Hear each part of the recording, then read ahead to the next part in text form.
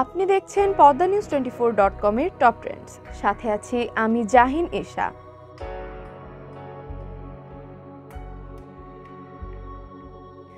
বাজার মূল্য খুব বেশি না হলেও বড়শি দিয়ে একটি মাছ ধরে কোটিপতি হয়ে গেছেন এক তরুণ।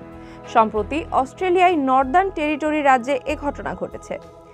ভেটকি প্রজাতির এই মাছের নাম বারামুন্ডি। যদিও মাছটির বাজার মূল্য খুব বেশি নয়, কিন্তু মাছটি ছিল বিশেষ, কারণ এর সঙ্গে লাগানো ছিল বিশেষ একটা শনাক্তকরণ যন্ত্র।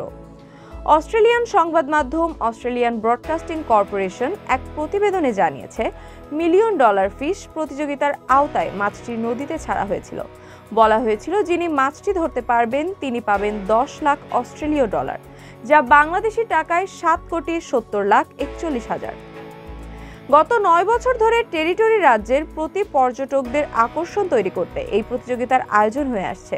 প্রতি বছর অক্টোবরে এরকম শতাধিক মাছ নদীতে ছাড়া হয়, যার পুরস্কার মূল্য $10,000, $20,000 ও $1 মিলিয়ন।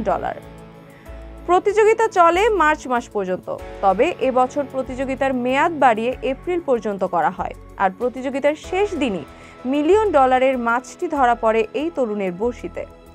কোটিপতি বনে যাওয়া তরুণের নাম কিগান পেইন। কিগান স্থানীয় ক্যাথরিন এলাকার বাসিন্দা।